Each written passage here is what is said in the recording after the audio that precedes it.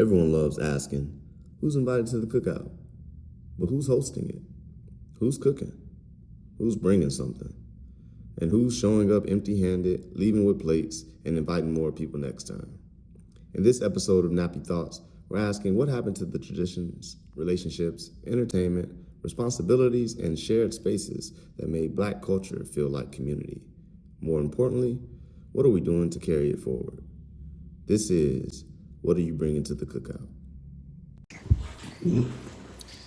What up, Jay? What up? Let me ask you something, bro. When was the last time you been to a cookout? A real cookout? Explain the difference, too. Well, I was gonna say because I've kind of forced a cookout, but it wasn't like a real cookout because it was only 3 people, 4 people, so it wasn't a cookout. But as far as like a cookout, so I want to say like 22,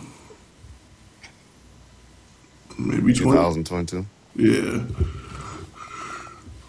At my mom's house because it was a cookout because my cousins pulled up, my brother and his girl pulled up, the kids, and I was like 22, 23. So it's One, been 3-4 years since you've been to a cookout. When you were a kid, did you ever go 3-4 years in between cookouts? Did you ever even go 3-4 weeks during the summer? I was say any holiday and the sun was out, yeah, we rolling out the grill. But define holiday, because I swear I remember, nigga, when somebody had a birthday, it was a holiday. Somebody got a new Right. job, it was a holiday. Yeah. Somebody got out of jail, it was a holiday. Like, as long as that sun was shining and it was a Saturday or a Sunday. No, as long as the sun was out and motherfuckers was off of work. Yeah, just need an excuse, anything. Like I said, so and so just graduated, so and so going to high school, so and so just passed 8th grade, so and so going to kindergarten. Let's get together. And I ask that because it feels like a line that is common and trendy is who's invited to the cookout. But I'm trying to figure out who hosting it. Y'all saying who's invited, who's not invited, but who putting it on? Who bringing the food? Who cooking? Who on the grill? You know what I'm saying? What shoes the nigga on the grill wearing? Like, do he got on sandals? I'll take slides if he under 35 or 40. Other than that, nigga better have on them Jesus sandals. And it's interesting because it's like, didn't the motherfuckers even know how to have a cookout? What you need to bring to the cookout? Or do they just know how to show up to a cookout? And for me, last time I had a cookout was Sunday. The time before that was the 4th. The time before that was Juneteenth. The time before that was Memorial Day. And we might have even just threw a boom, boom, boom together. And I say that to say, like, my granddaddy 86, and we still trending on tradition when it comes to that summertime getting together as a family. Now, does everybody come like they used to? No. But because he's still here, the host is still here, we still function, we still rolling the cookouts. I was gone for a minute and coming back to the city, and I left 3-4 straight fish fries every weekend after my granny passed. And to come back when my granddad's still willing to be the host spot, we put a pool up there this year. We got a garden for the family, growing vegetables and shit. We got a reason to be over there, and we always make one. And you and I have been talking about what happened to the Black culture. We was talking about the other day how the BET Awards didn't have the gospel portion as we grew up on. Yolanda Adams, Kirk Franklin, Mary. you know what I'm saying? Yeah, CC Winans, I think that's the other one. So, don't get me young. It's been a minute. BET ain't helping me out. Nonetheless, Drewski had a joke, revisited his whole gospel joke. So to revisit the joke, to exclude the portion, whether they excluded it just for the viewers or actually entirely, I don't know, because I didn't see an award for best gospel artist or nothing like that. It's like, what happened to us? What happened to certain things just being a certain way that we do things? Like gospel is only really a black genre, just almost like how country, for all intents and purposes, had really only been a white genre. And it was nothing necessarily wrong with that. You know what I'm saying? We never excluded white people from making gospel music or anything of that nature. It's just like, it's ours. And so many things that are ours have not just become whitewashed, but we just don't even do at all anymore. Right. And I don't know why. Right. And like to your point of, like you were saying with your granddad being like the host spot, why I didn't count a couple of cookouts because, like I said, it was kind of forced.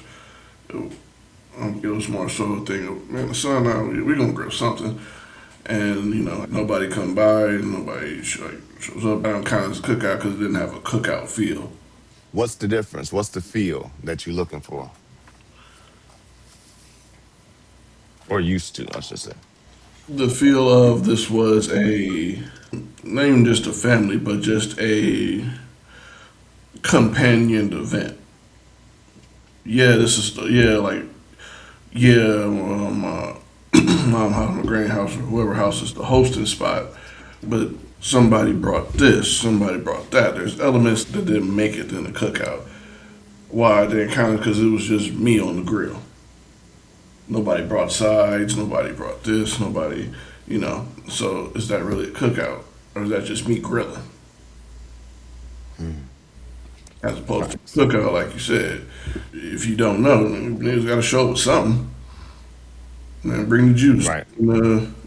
Paper plates, napkins, cups. Bring the You veggies, know, bring the corn, bring the potato at salad. the music, good energy, something.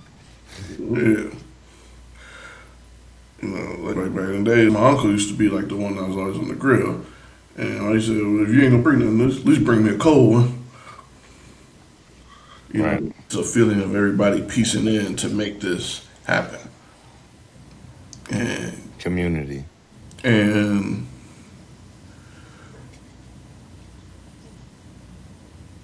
it almost like we've lost touch with that a bit.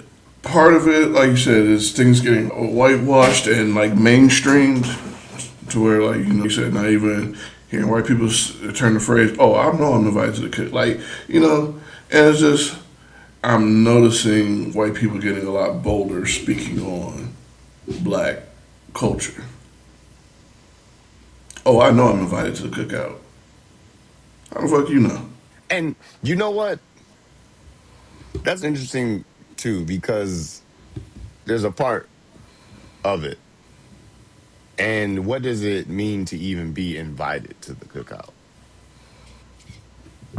Because what you mentioned before that was just because you're invited, you better not show up empty handed. And and truly, when I think about it, actually, when it comes to a cookout, and when I think about inviting, right, and how white people invite versus black people invite, is more so, especially when it comes to the cookout, with you're welcomed more so than invited. Because things that we do as a culture, getting back to that, if we send in invitations, it's for weddings, it's for baby showers, it's for funerals, whole events. Anything else, we're welcoming you to come. Yeah, you're welcome to come, but you better bring something. It's a phone call. You know what I'm saying? Because it's like we don't. Because okay, let me put it to you like this: when I think of an invitation in Black culture, it's very formal. This is going on tomorrow. Do you want to come? On that welcoming side that I'm speaking to, it's what you doing tomorrow. Oh, we going over so and so house for a cookout. Oh yeah, who all gonna be there? Right. The moment I told you what I'm doing, you're welcome to come.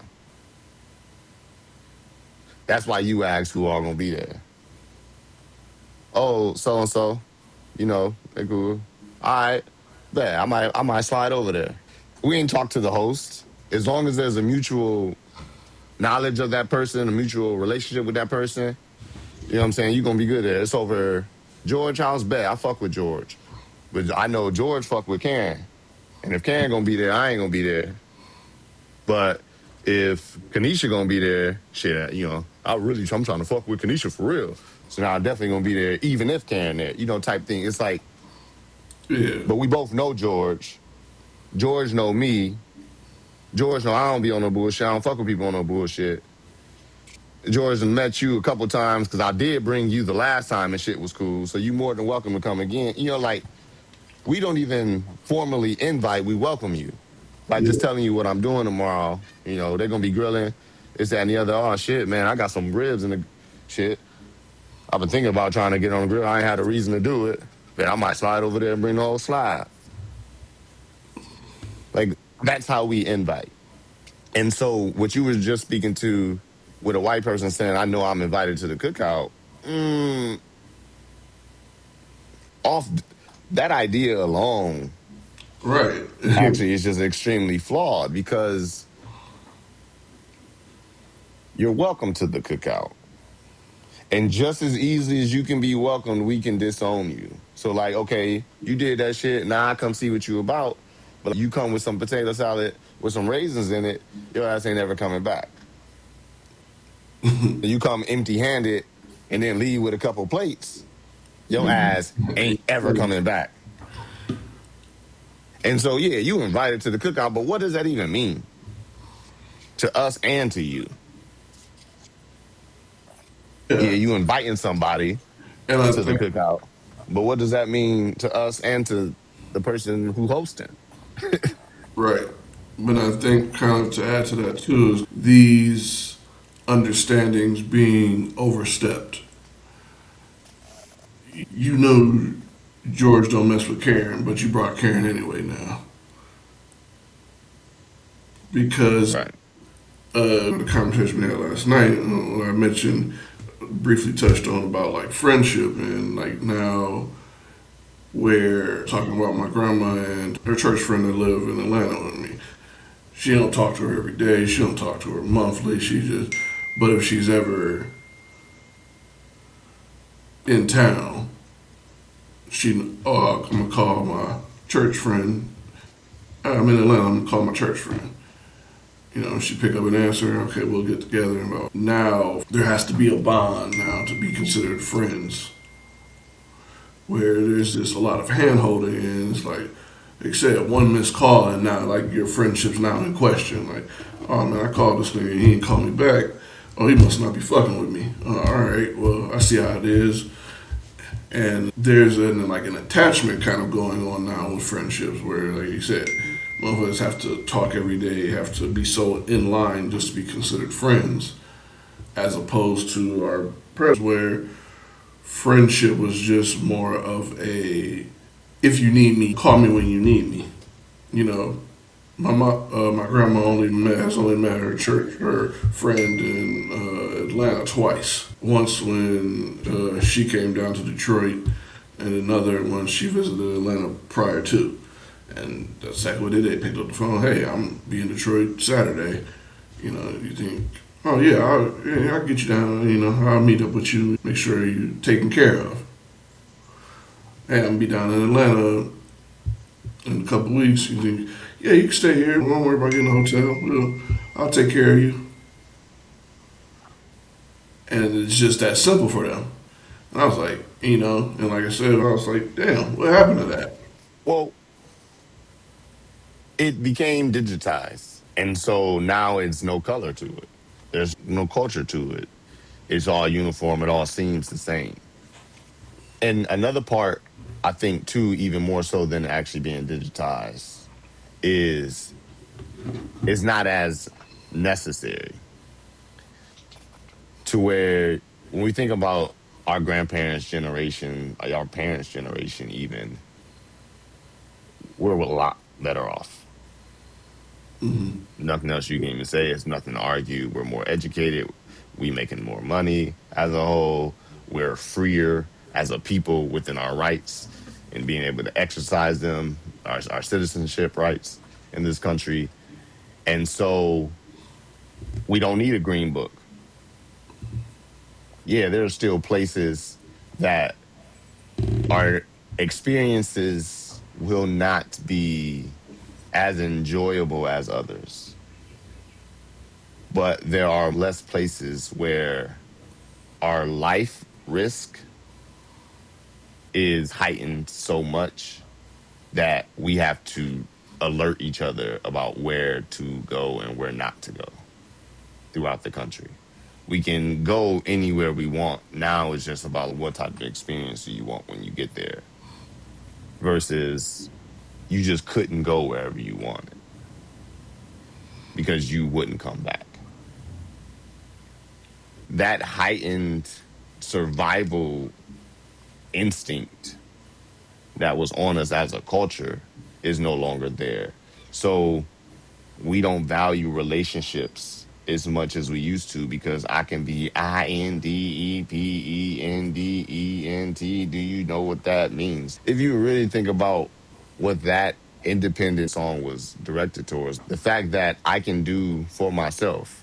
I don't even want to work for anybody anymore because I don't want anybody telling me what to do. Not because I want to do more for myself, but I just don't want to follow the boss's orders.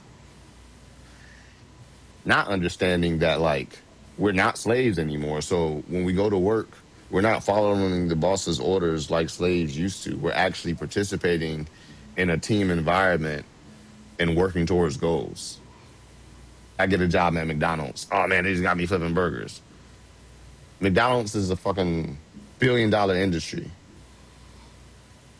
You know what I'm saying? This is a system that creates $1 billion industry, but you just see it as flipping burgers and taking orders, and you don't want to be here.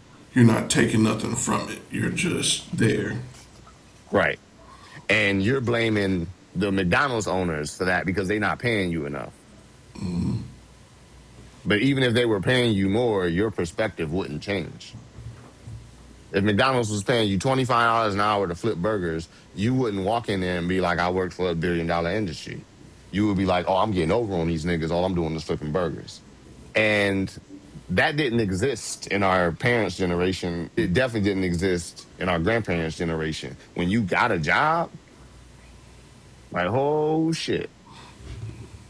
You know what I'm saying? Whole families, whole generations can change now because you got a factory gig, which a motherfucker today is like, they would never, like, why would I ever? But if our grandparents were working in a factory, our families, whole generations were set now. He can get a home. He can put money aside. He can send his kids to school, yada, yada, yada. And having a job wasn't working for the man. Yeah, he had to deal with the bullshit every single day when they showed up and went there, but it was worth it for the generations to come and how it was going to benefit them. Now, motherfucker, you can't convince somebody that working is worth it. It's not about even just finding something that they want to do. They just like, nah, I shouldn't have to work. And so I'm glad you brought to that point because there's like three different conversations there to be had. One I'm gonna touch on is like, so I have a love-hate relationship with social media because again, it amplifies what you're talking about. Social media now, everybody's a fucking salesman. You don't need a green book, just follow me. I'm going around, I'm telling you, I'm giving you reviews of all these places. So you know, I'm not going in as myself. I'm coming as a character that matches whatever audience I'm trying to reach. My others might be like, no, I don't do all that when I go places. I'm very, I quiet, place my order, in and get out. And it's not even just like with food, it's like so with everything. Motherfucker will try to sell you swimming in Mississippi if he thinks you'll go for it. Oh, y'all missing out on this low key new vacation spot. It's called Delta, Mississippi. And it's like the niggas that live in there, live in that area, go, what the fuck are you doing? What are you talking about, nigga? I live here. This ain't no place to vacation. But Instagram and TikTok have turned into such a sales oriented thing where you say you're not selling a physical product, but you're selling these ideas to people. And I have such a love hate relationship for it because I'm on the love side of it. It's like, okay, you've taken the skills that you've learned and now you're trying to flip it into a market. My hate for it is one, the market is us. You're trying to sell salt to snails. And then I don't think that a lot of those that are selling are in the craft of selling as much as they're just trying, like you said, I'm just trying to finesse these niggas.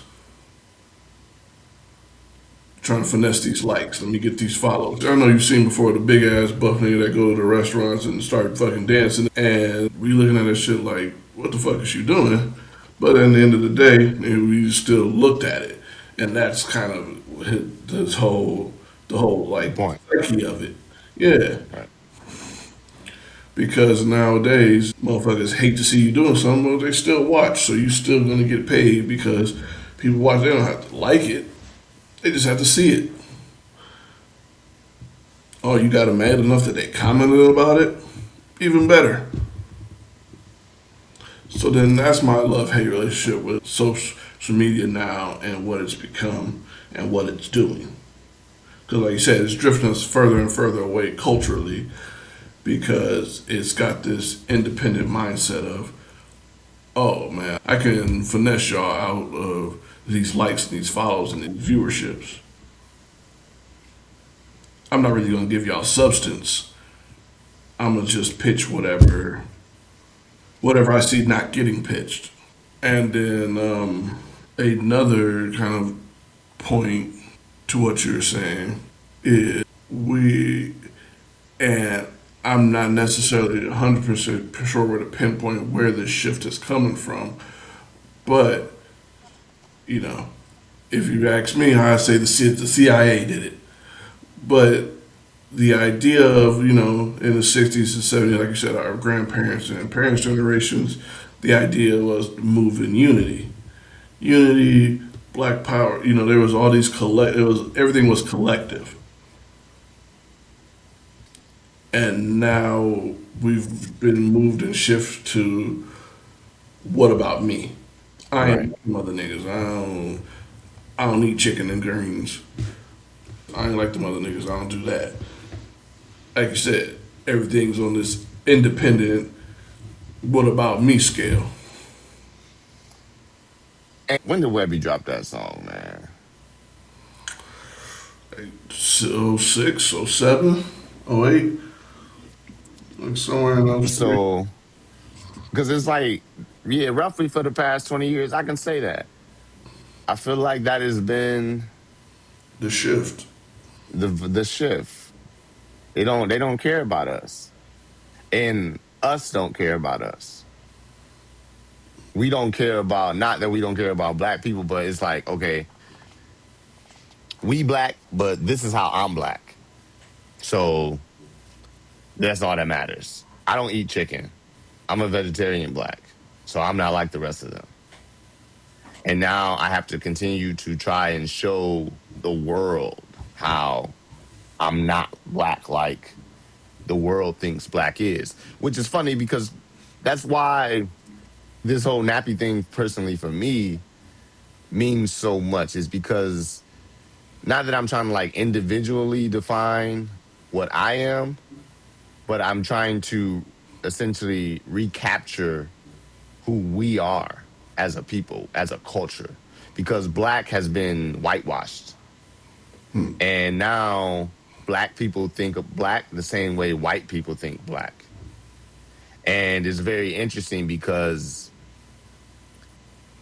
we've only identified with that word to represent us probably since the Black Power movement, which was most of the late 60s and 70s. So I guess 50 years, you know. So us having our own identity or trying to identify what we believe who we are as a people had like finally been agreed on as black, but now it's being completely taken over or has been for some time now, kind of how woke is and all these other trends to where we almost need a new way to redefine ourselves. Okay, we black, but are you nappy, meaning that you can be yourself, be comfortable in the black that you are. You don't eat chicken, but are you okay with still being black because you don't eat chicken?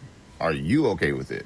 Black people are going to make a joke because that's our culture. Are you going to be thick-skinned, tough-skinned enough to be black, to be nappy, you know? And that's really the mindset I'm driving behind it. And just even the identity of black is like, okay, if you want to only use black, what kind of black are you? You black, or you just black? Yeah. And if you black, you get what I mean by black versus black. And if you just black or you not either, then okay. But not that they're like trying to divide, but needing to separate. And that's a subtle difference, right? I don't want to be divided, but I have to be separate from you because we not into the same things. So you have your lane and I'm going to stay in mine. That's not division. A highway has 4 lanes. Are the lanes divided? You can say that, sure, but guess what? They all still go in the same direction. Are the lanes So are the lanes even? all that separation is necessary. And as a people, as a culture, when we think about what happens to us, I don't think that we went away. I don't think that the culture is any lessened.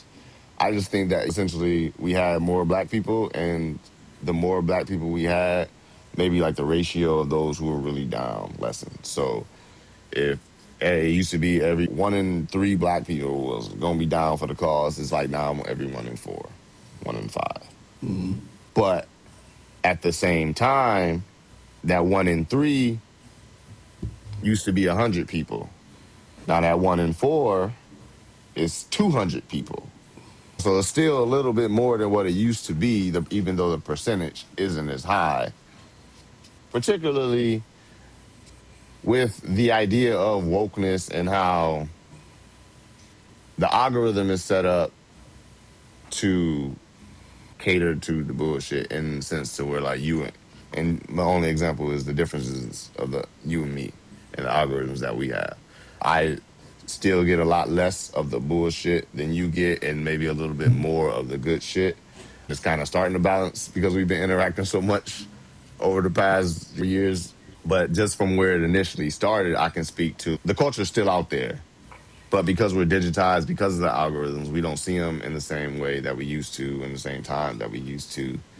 And as individuals, we constantly fighting that. I mean, heck, my high school had one of the students end up dead and end up having a vigil for him and everything. And I got all the notifications a whole day later. And I'm on the social media every day.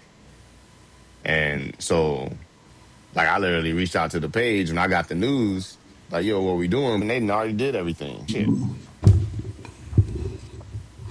Yeah. then I don't even necessarily all the time on Instagram, especially, it don't tell you instantly when the thing was posted that you even looking at. You don't know what's current and what's You know. So when I think about that dude that you were talking about that's dancing, the buff dude dancing, right? Because of your brother, I'm a little flawed on it because initially I'm like, make your money, black man. Like, what? You feel me? But then it's like, you cooning to make your money. But then it's like, well, how many big niggas you know have ever felt comfortable dancing? Not saying that they didn't dance. And I'm like, damn, so maybe you just the first big black nigga to be comfortable doing this because the only other nigga I know is Terry Crews. So maybe you wanted to be a Terry Crews ass nigga. And now this is your way. And the internet is making me hate you because once you start doing your shit, white motherfuckers gonna start saying they shit, making you look like a coon. I'm actually low-key agreeing with them. Yeah, you are cooning. But I'm only agreeing with them because they coming out and they bashing you. And that's what makes it cooning. Because if you made it to the BET Awards and got fully supported by our community and got uplifted and all that other shit, we gonna protect you like Kiki. But it's like it So, took well, that turn. yeah, but that's a real good comparison right there because, like you said, there is, and I don't know the exact like word for it or the best way to describe it, but like you said, like you trying to be a Terry Crews ass nigga, but not necessarily. But he didn't necessarily go the Terry Crews route. Maybe he is just a big nigga that want to dance. Then do it in our shit. Terry Crews doing that shit in our shit, and that's why we know him. And then it's like, we had that conversation on the game yesterday, where it's like, when I was talking about when they used to call me Willie Beeman, and Willie Beeman it was a nice little thing we had going until some white motherfuckers joined in, and I'm like, I don't like it anymore now. I just know once they started joining in on it, it wasn't really funny no more. It It lost. hit different. Yeah, and feelings are real because if you had asked me then why, what's the issue? If I had said it out loud and then like they had a whole, well, what's the issue? Why can't we? I wouldn't have really had an answer. But something in me knew like y'all not in this joke the same way that this joke got started.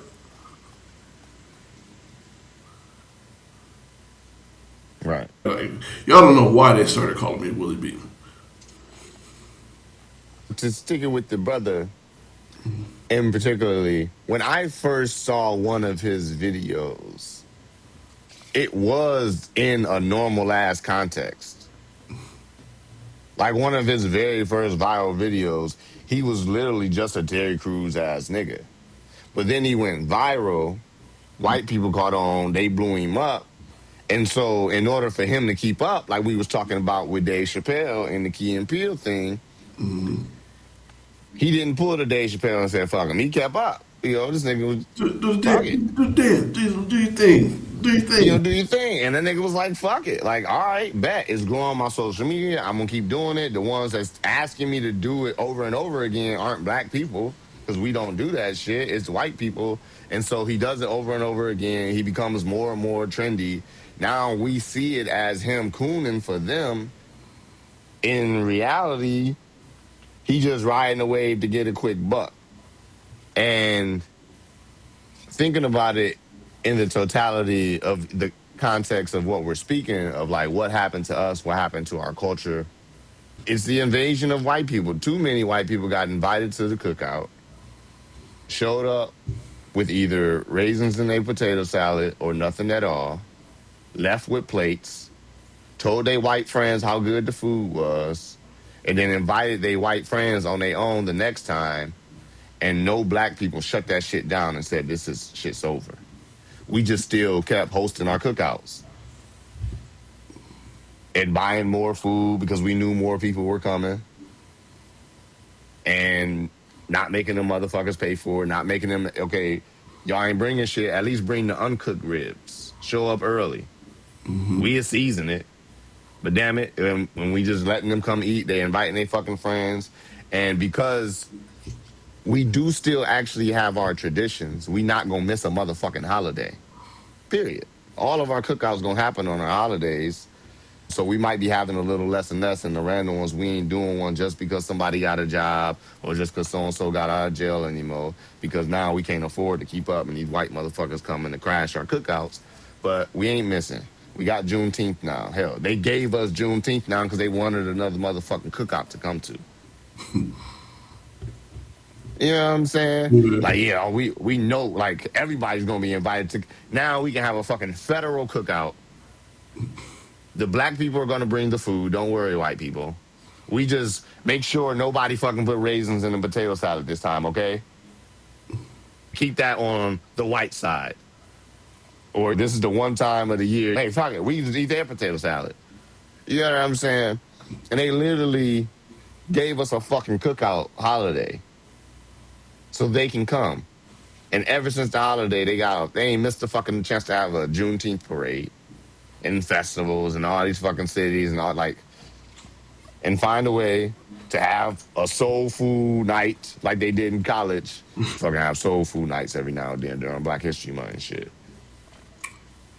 So not And we invited you motherfuckers to the cookout. Before my senior year, I want to say they ended up making it like a more regular thing and actually I know they did because we was telling them they was racist for having it during certain times. And so they just started doing it more often. So it was like, bitches. Get them to make it a part of the menu. Yeah, but too many white people invading our spaces, going out and representing themselves as us, giving platforms to show the world what blacks look like. And so then taking some of our prominent black figures who we know are actually down, getting them to show the world what black look like on the raw side, but then cutting it and editing it and only showing the world certain things. So being able to control the narrative. And that's what's happening to us. We need to bring FUBU back, but not as a brand, as a motto. well, and that was kind of like part of me was like happy to see like the Wayans brothers back doing the scary movies because we started this point was on the entertainment, like just on entertainment itself. How many things are like out there today that we can really say represents us on a broad scale?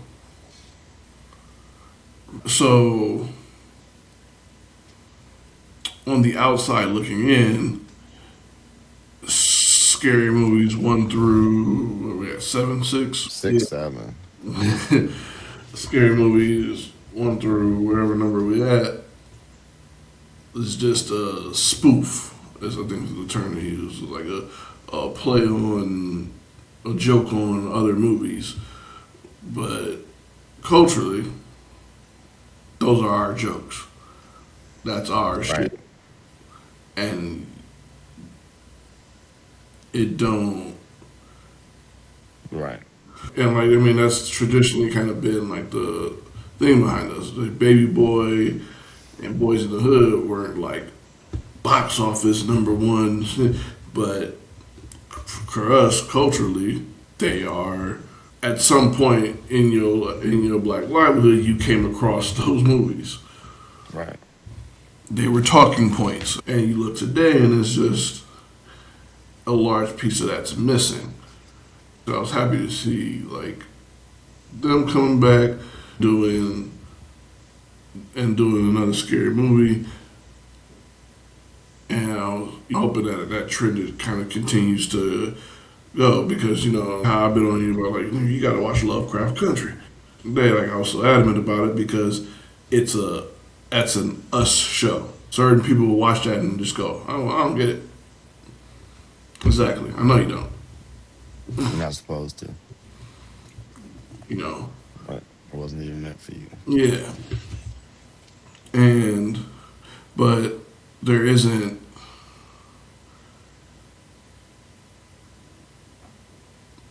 They're like, what is this? This ain't us. And it's almost like why do it if y'all not gonna do it? And that was one of the kind of the most frustrating things about the BET Right. Awards in particular when I watched it. Because of what you alluded to earlier with the big dancing nigga.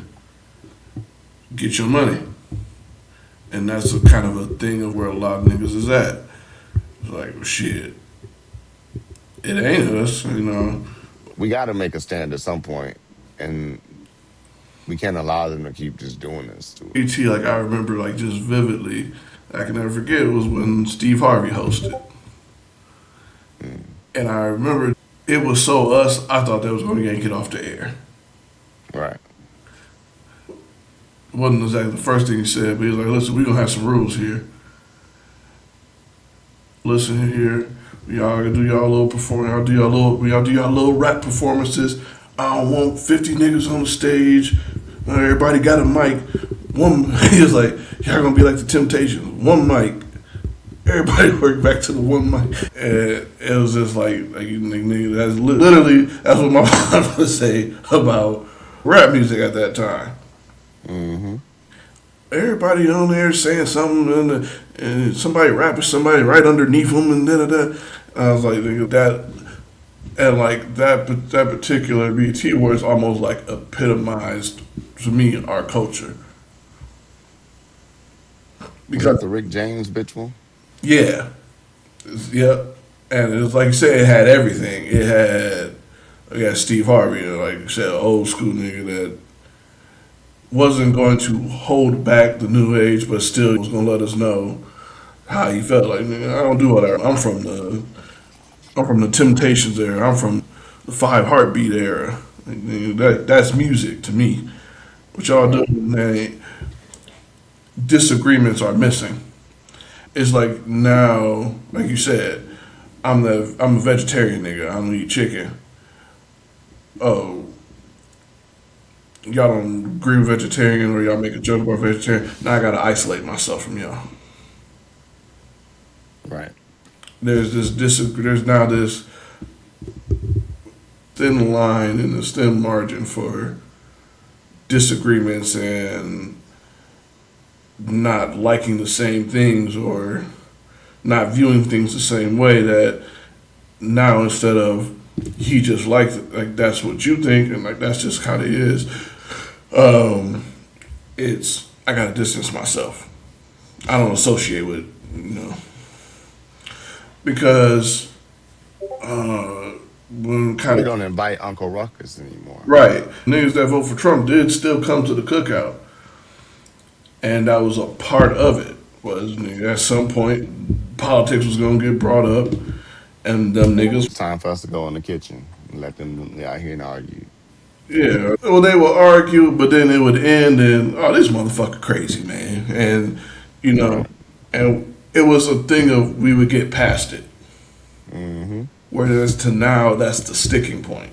Oh, you voted for Trump? I can't even be in the same room as you, nigga. Right. Right. We disagree. I can't even be in the same space as you. We disagree online. I can't be in the same actual physical space with you. Right. Oh my God. I can't believe you shared that. Now, if you over there, I'm not even going to go over there. And because I ain't going over there anymore, I used to bring the potato salad. Now the potato salad and everything, the event. Like that's what's really going on.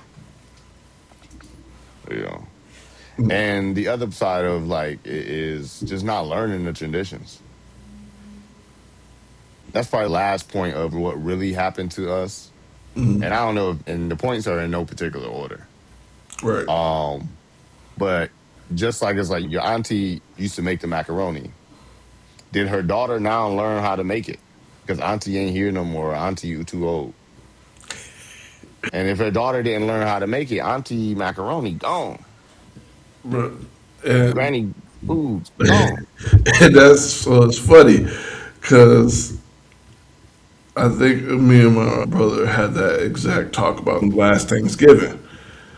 But 2024, it was like old Thanksgiving. Nigga, everybody was there, the whole family. And we was eating food, and we was like, damn, man. Our parents low key washed. They ain't got it like they used to no more. Our Kim macaroni used to make you want to flip the table. No, it's alright. Granny pot roast used to have the gravy dripping off of it. Now it's just kind of. I was like, dang, man. My brother Mike said, you're like, shit, nigga, we got to step up. I was like, damn, yeah, I guess we do.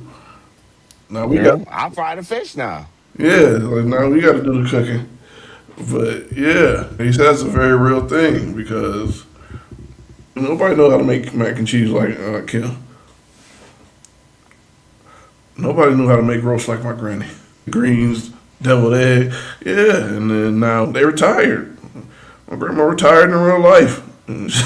Sit at home and watch Texas Ranger all day or Guiding Light. right? No, My granddaddy the same way. My granddaddy don't be on the grill no more for real. It'd be my aunt's 80. yeah, it was You been know time. It has been time to pass the torch, and nobody's there to receive it. that part. In my particular family, it's crazy because that's actually just even my perspective. I'm just like, damn, like, nigga, my granddaddy 86, bro. I'm trying to figure it out. You know what I'm saying? A couple years ago, he taught me how to make greens like he do. He taught me how to make sweet potatoes like my granny and them do. Like I cherish that moment. I was on the grill. And but I'm trying to, get my auntie barbecue sauce though. I gotta get that shit. And like these are the things that matter. On the fourth this year, this is the first 4th of July I've been since I moved away for real. And man, everybody was saying like, oh man, this was like one of the best fourths ever. It's like how it used to be, man. It was just a good time. Like, dang, we had real crazy fun. And thinking about it, it's just like the way I kind of feel about it, and it's not only this, but it's because I was there. And not saying that like I made everything happen because my family showed up, but a part of it was like I valued all of those things to happen. You know what I'm saying? My mom hit the family group like, hey, it's a water fight, you know what I'm saying? Y'all better get your ammo. We got the balloons and like, stuff. My cousin Pammy came with a pool. And when everybody showed up, like I even told my mama that day, I was like, this is gonna be different. I ain't, my mama used to be the last one to show up and first one to leave. And I was like, nah, today we're gonna be the first ones. And I wanna make sure essentially like I'm controlling the vibe and the energy and how it goes the best I can. And yeah, man, from jump, man, just went through and everybody showed up. You just started taking your part. I helped a little bit. I still stopped frying some fish and got back in the water. Like it was how I was fucking supposed to be, man. Everybody just show up. And like I said, even if you showed up, you know what I'm saying? Somebody brings some cuss, somebody bring this, that, and the other.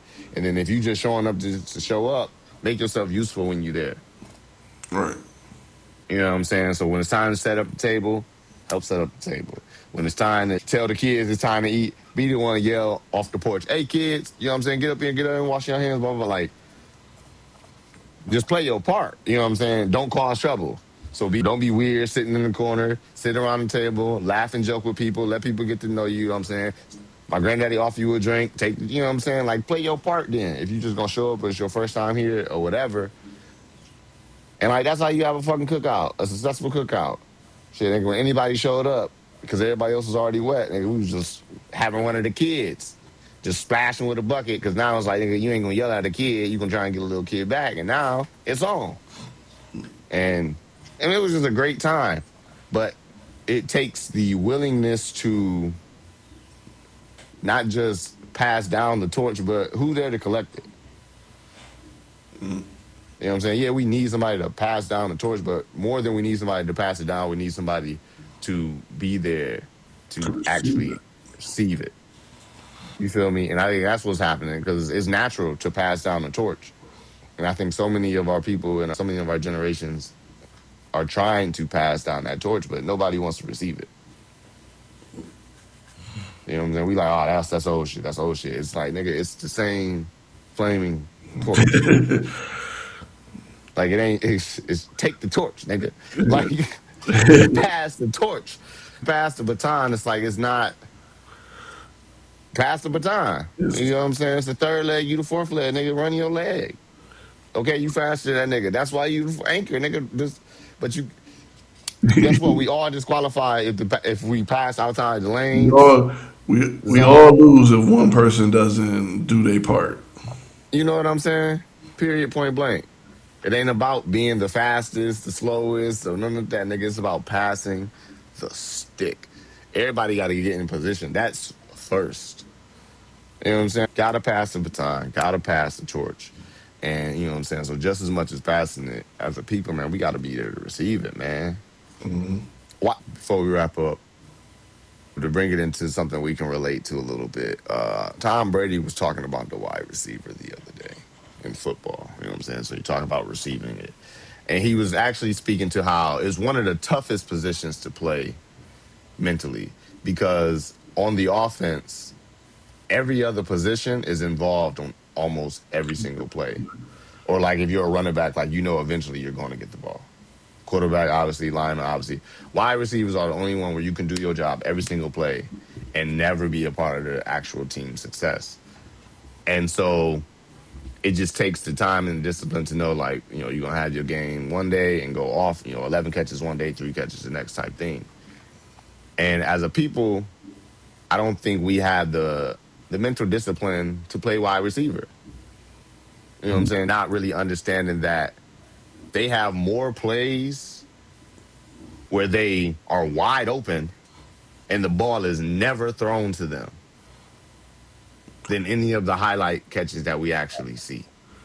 Yeah, I was gonna say, and I know like what that clip you're referring to, and it's like because he said something like, "Of course they're divas because you're standing out there, you have to make the most out of 4 or 5 opportunities, and there has to be so much that goes into them getting that opportunity. Like you said, you got to be open, the quarterback has to throw you the ball, the line has to protect for let that happen." And there's more than one of you. It ain't just one receiver. Sometimes it's Right. 3, 4 of y'all. You're 1 in 5. Every Yeah, play, that's what he said in the clip too. Every play, 5 people can catch the ball. right. And yeah, and like you said, I don't think some people a lot of what's missing is that we don't have that mentality of like when my opportunity comes, I'm gonna make the most of it. Right. I'm not getting enough opportunities. That's the mentality most people have. And I don't know that, Right. like, what are we talking Well, about? Now so I think 2 things, but I think both things can be true. We like I said, we don't have that. Now we can, like I said, learn from it, and like learn, like you said, get actual research and data and feedback off of our ancestors and our parents and people prior to us. But then also to their point of things maybe not being the same, kind of going back to my grandma, and that's to me like the perfect. That's exactly like what we're talking about with like the wide receiver mindset. It may be a large window from when she didn't talk to somebody, but still, her friend being able to pick, she called her friend and being able to answer and deliver is the epitome of what we're talking about with the wide receiver. I'm only get, I only got 2, 3 opportunity through. I only got so many opportunities to come through for you. I'm gonna make the most out of every opportunity I get to come through for you. period. And it's not because you owe me anything, not because you've done anything in particular. I'm gonna treat you as an extension of a member of our church, of which I'm, a part of. Something bigger than me. I'm not the yeah. It happens just as much, but if you don't know what you're looking for, you'll never see it. Well, Um, so to that point, I didn't know that was a thing until I talked to my grandma, and now that I know that's a thing, I'm mhm. like, that makes so much sense for y'all in that time. And now I'm like, well, what happened to that? Because now I've been made aware of it. Like I said, I wasn't even looking for it a month Well, ago. so to bring it back to this experience, and like you said, how it ties in perfectly with the wide receiver analogy is it's the context. What happened is the context is missing,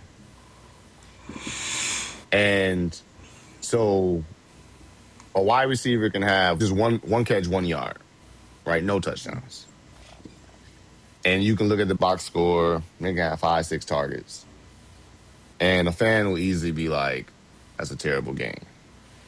But then you go back and watch the tape. The one catch was on 4th and 1 to seal the game.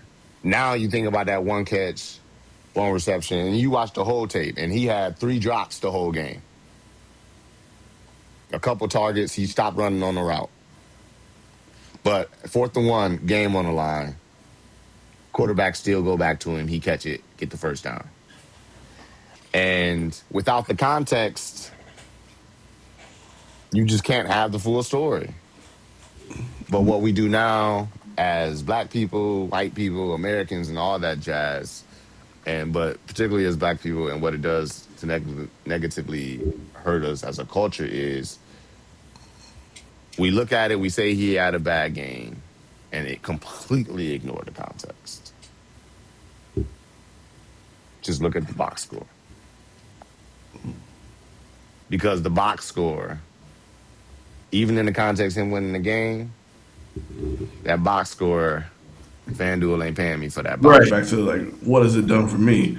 It's like, What is it you, doing you for didn't me? you didn't get me paid because you didn't, you didn't hit on my Oh, slip. my team won the game. I'm rooting for the Steelers. Them niggas still won the game, but you were supposed to have 10 yards, not 1 yard. You were supposed to have 2 catches, not 1 catch. You messed up my slip. You messed up my slip. That's what's happening to us. That's what's happening to the culture. That's happening to really everybody as a people. And it's not unique to us, but it's detrimental. And we got to stop the bleeding. Which I think, like I said, there are people out here trying to stop the bleeding. We just got to make that the wave.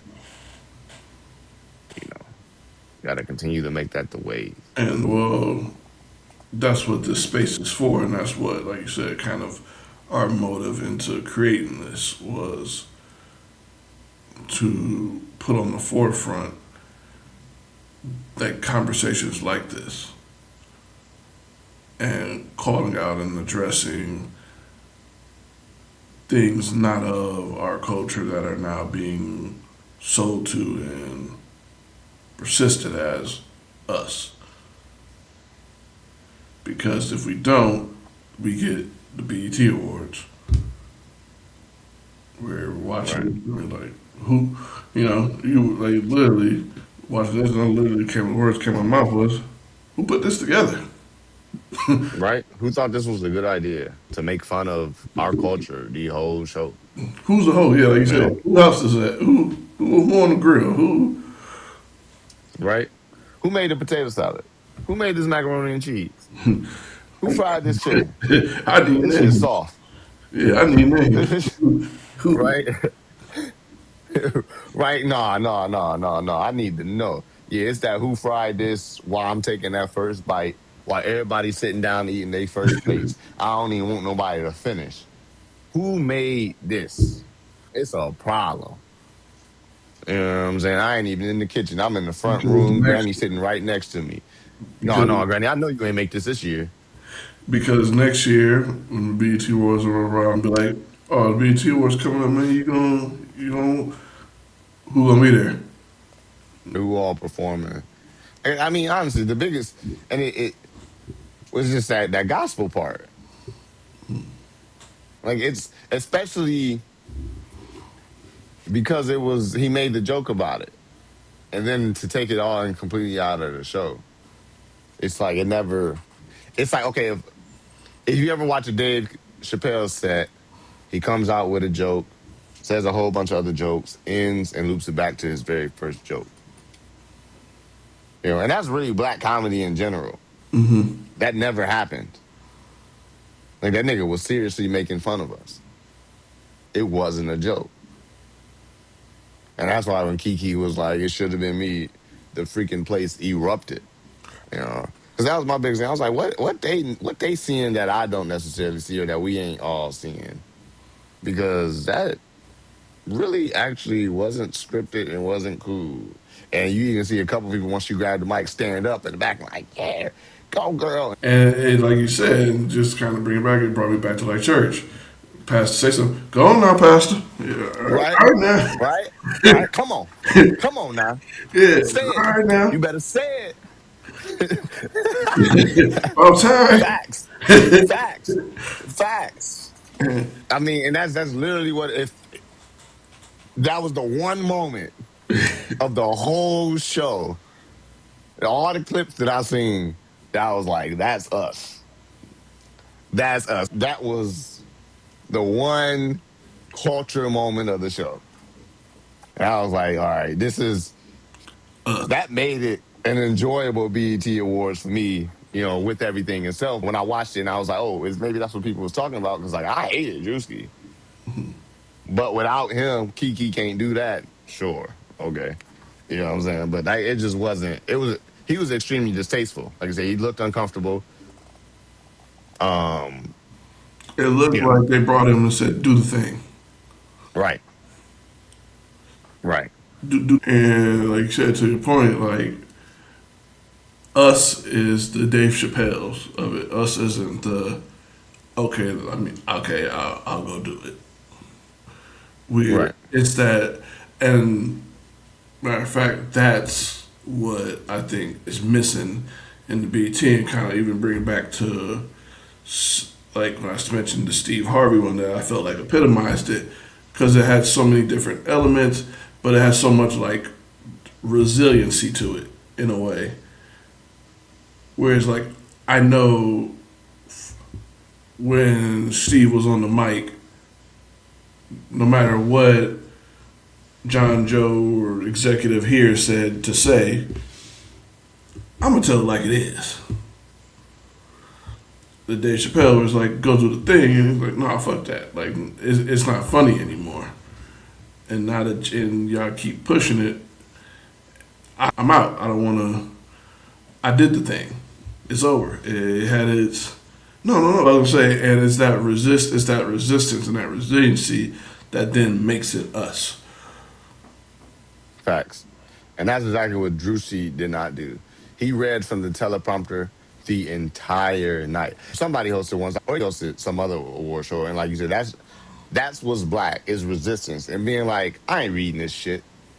At one point in time, just even if you just only do it once, be like, that's just not how we talk. Drewski had no moment of that, and the only moment during the whole show was when Kiki took that bitch, and she showed his ass the fuck up. She showed his ass the fuck up. And hopefully she continues to happen to us back. Because Drewski happened the first time, so we need more Kikis. Right. That was a better motherfucker. Hold on, or when Kanye grabbed it from Taylor Swift, that was the better version. Kiki That's from what I mean. Drewski. Like that's us, where it's like, yeah, this is what's scripted. Hey man, this is gonna happen, man. We're gonna bring all this hype to the video of the year. Oh, this is gonna be Beyonce, Taylor Swift, blah blah blah. And then we're gonna pull the rug from under. You know what I'm saying? We're gonna give it. And Kanye was us, because the thing was, Hmm. white people were like, I can't believe he did that. I'm like, shit, dude. I mean, Every black person was like, shit, damn right. Damn right. Shout out. Ain't wasn't nobody mad at Kanye for that in the moment. it was like, what's that Stephen A. clip? Well, he's not wrong. You know what I'm saying? Like, I wouldn't, period point I would have blank. did that, but he's not wrong. Facts. You didn't have to say it, but Facts. yeah, he's definitely not. Cause yeah, that's what I was Yeah. like. I was like, damn, bro, they really robbed her. Crazy. Crazy. But, of course. What else are they gonna do? And they still out here trying to rob us. And but we ain't gonna keep letting it happen.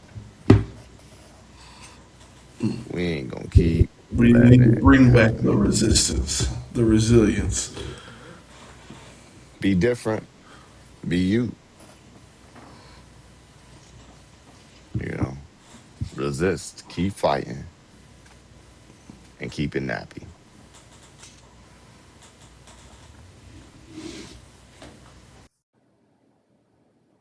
This has been Nappy Thoughts with Jay, the Nappy OG, and Zab, the Nappy CEO.